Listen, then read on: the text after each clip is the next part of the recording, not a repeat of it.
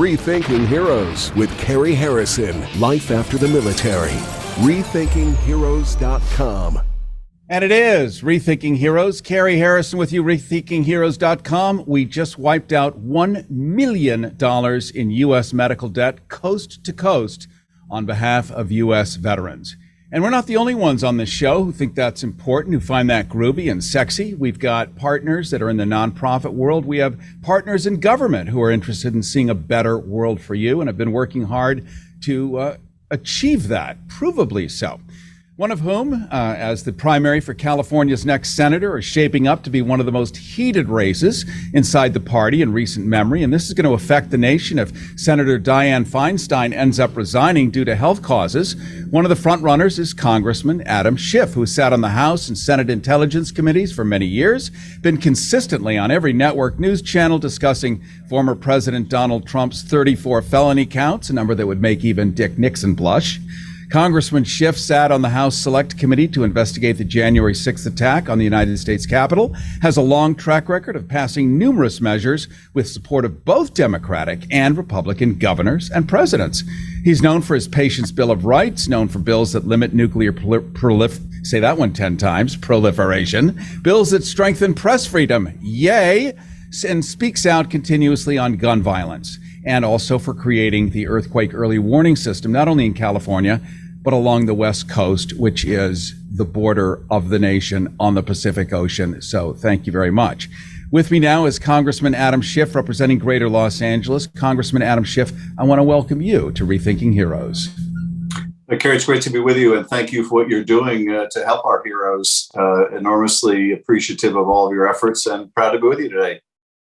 Well, we're glad to have you here, too. And, you know, when people think of L.A., they think of homelessness kind of right off the bat. But what they don't realize is that you're behind some big upcoming bills to create housing affordability for veterans, which could literally change the face of what people have seen become so commonplace. Yes. I mean, I think dealing with the crisis of the unaffordability of housing and the epidemic of homelessness is really a top issue for Californians and a top issue for people around the country. And so many of our homeless tragically are veterans. I'm glad to see, veterans housing going up in West Los Angeles, but we need to make that more accessible. Many of those units still have not been filled. A lot of the requirements are too onerous. In fact, veterans who are getting disability benefits that are considered income are essentially disqualified because purportedly their income is too high. We have to fix things like that and make sure that we get people into housing, that we bring down the cost. I just introduced a bill this week to establish a council to look at the issue of the unaffordability of housing and how we can address it and make sure that more Californians, more Americans can find homes. You know, it's interesting, Congressman Adam Schiff, every week we learn something new about what veterans have to go through. I used to think, well, they go off, they join the military, they go off, they come back, we take care of them ad infinitum to the rest of their lives, happy ending. Not the case. What you just said, that they pay taxes on their benefits. I mean, how much is left? No wonder there's debt and other things. Seems like an impossible scenario in today's setting. Well, it really is. You would think, as I think most Americans, that when veterans come back, we take good care of those who have taken good care of the country and protected it. But the reality is, so many veterans, in particular young veterans, facing mounting financial difficulties, among other things, take their own lives, which is a terrible tragedy. So many other veterans who are disabled or low income are homeless, and so many others are struggling under huge debt. And this is not the way we should treat people who have served and exposed themselves to risk and their families to their absence. We need to do a lot better than that. Cary Harrison with you. This is Rethinking Heroes, RethinkingHeroes.com. We're talking to Congressman Adam Schiff, who is running to replace Senator Feinstein's important position in the Senate. And you both were top Democrats in the House and Senate Intelligence Committees for many years together. You worked closely on national security problems and with budget appropriations. Do you think this might give you a special glimpse into that Senate position that Senator Feinstein still currently holds? Well, yes, I've worked very closely with Senator Feinstein for many years. She, as you say, was the top Democrat on the Senate Intelligence when I was in the same role in the House. And we worked hard to keep the country safe. We also were senior appropriators, our senior appropriators in our respective appropriations committee, and have been working to bring home resources so that we can have housing for veterans, so that we can provide health care for veterans, so that we can reduce wait times, so that we can relieve the anxiety of a lot of veteran families about whether they can access health care. And I think, working with the senator, as well as many other senators, to address these problems, some of which are among the most challenging to navigate through Congress. It gives me, I think, very relevant experience. The intelligence bills, for example, very difficult, very complicated to get our agencies to talk to each other in appropriate ways, to protect privacy and civil liberties. And we work together to get them passed during Republican presidencies and Democratic presidencies, as well as to deliver millions to Californians in need. Full disclosure, we have put out invitations to the other two people looking to hold the same office. You're the one that got back to us. You're the one that's on right now. Let's talk a little bit about America's shootings. This is not something invisible. We've had more shootings than days in the year. This is a global record in a non-war zone. Unless you were to reclassify it, then it would probably be pretty normal. Nobody wants that to be the new normal. Parents want children not to feel every day that they're in a war zone, and the children have become hyper vigilant simply when going to school. And when I went to school, and you went to school, Congressman Schiff, the worst thing we could imagine is a sloppy Joe again for lunch, or forgetting your locker combination. This is a delicate walk for much of the country that now thinks it's a well-regulated militia because of the Second Amendment, which they've never bothered to read, it seems. And as a well-regulated militia, they get to do as they wish. And it's madness. It is total madness that we go through this constant tragedy of gun violence in this country, everyday gun violence in every city, but also this uniquely American scourge of recurrent mass murder, these mass shootings. And, it doesn't have to be this way. This is what is so galling about it. There are things that we can do that other countries have done to protect our people. The idea that young children have to go their whole, educational experience doing active shooter drills where, very young children are taught the reality of having to hide and bolt doors to escape someone trying to kill them with an assault weapon. It's just preposterous. And an assault weapons ban is supported by the American people. A truly universal background check system is supported overwhelmingly by the American people. Bans on extended ammunition clips also work. They don't stop every shooting, but they make them less lethal. I'm carrying a bill that President Biden says may be the single most important in attacking the problem of gun violence. And that bill is one that would remove the immunity from liability that the gun industry has. So when they market to young people these weapons of war, or when they act negligently in the sale of these weapons.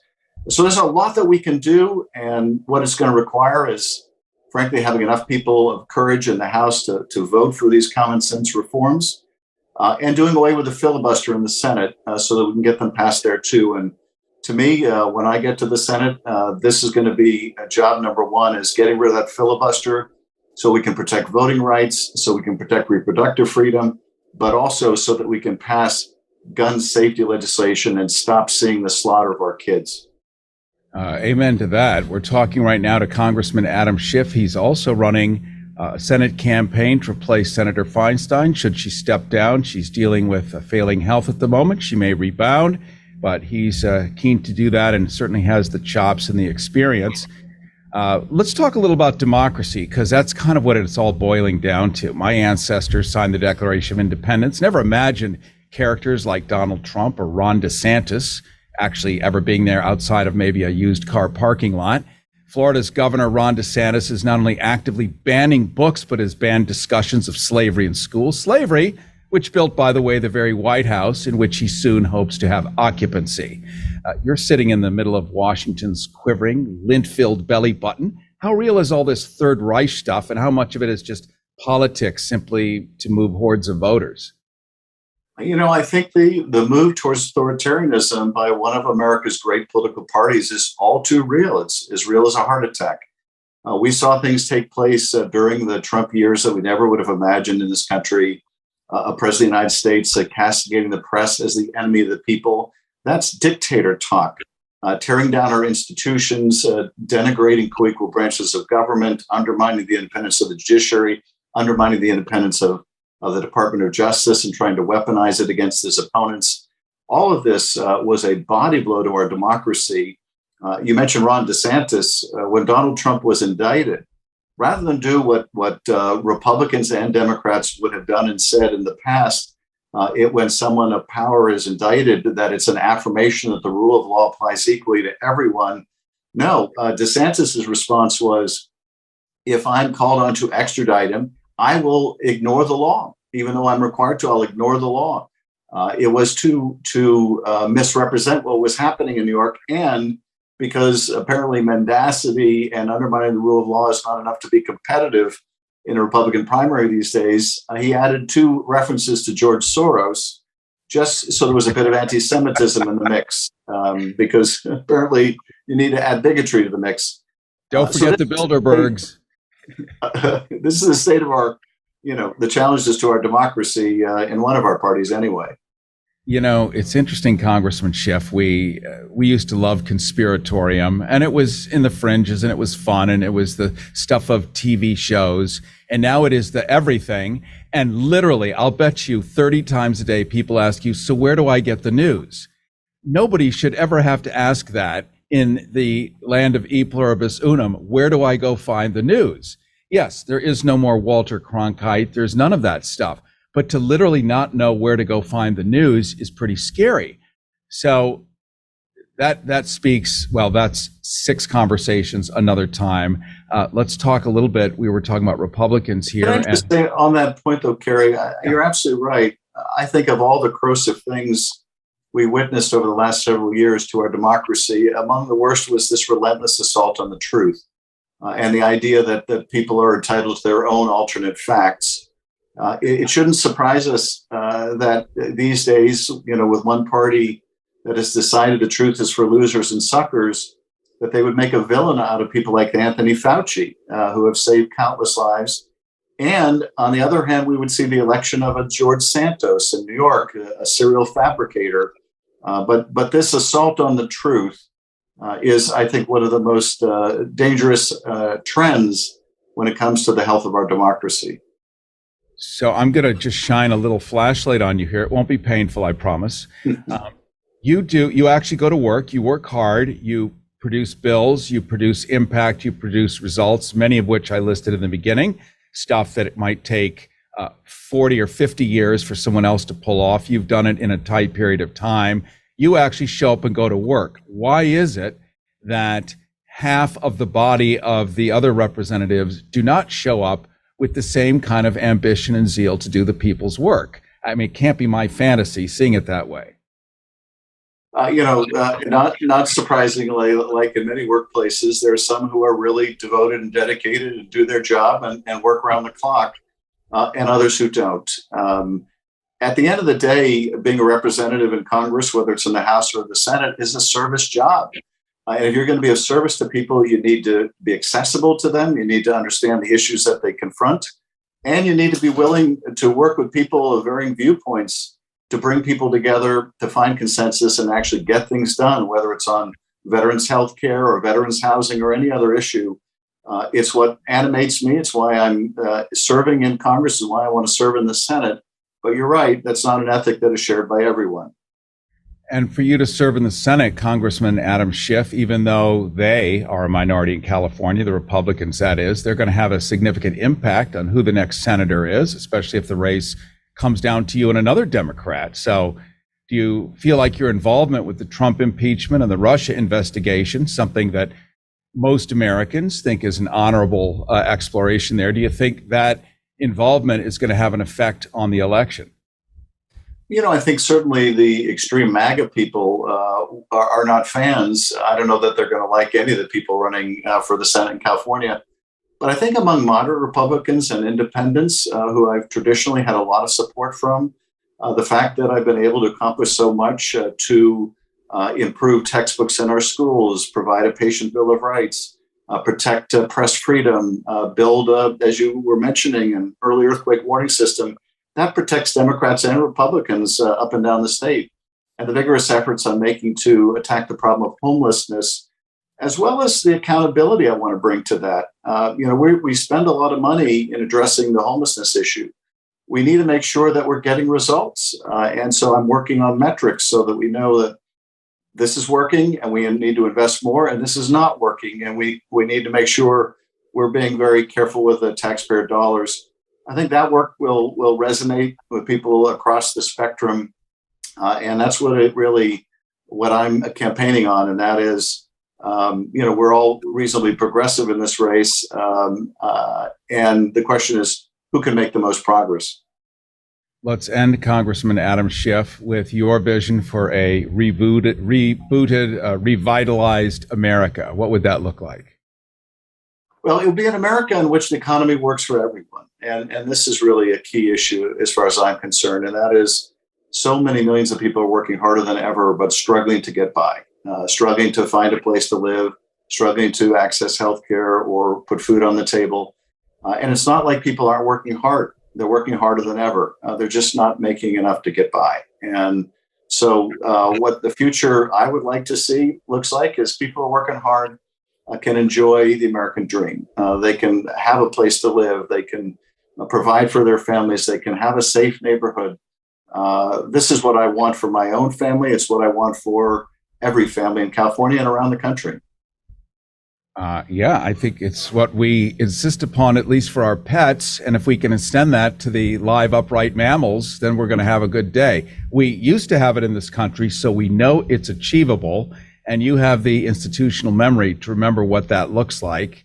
And you're doing what you can to bring it back. So I, for one, am grateful. And I know many listeners are. Anybody who stands up for us nowadays is a hero. And that's what we're doing here today is Rethinking Heroes. I want to thank you, Congressman Adam Schiff, for joining us today on Rethinking Heroes. Well, great to join you. And what a treat to join you after the great Nicolas Cage. Tough to follow Dracula, though. Well, you'll be with Dracula soon enough back on Capitol Hill, so I wish you all the luck. Thank you. Cary Harrison with you. Looking very much forward to seeing you next week, and I know you will. Have a great week now. Rethinking Heroes with Cary Harrison. Life after the military. RethinkingHeroes.com. Everybody wants cheap airfare, but where do you find it? You call low-cost airlines. They specialize in cheap flights, discount hotel rooms, cheap car rental rates, and with a best price guarantee. If you want the lowest prices on your airline tickets or other travel services, call now. That's right, call. That's the only way to get these rates. Experts are standing by 24/7 to get you the cheapest airfare and hotel rates available. So don't wait. Call now.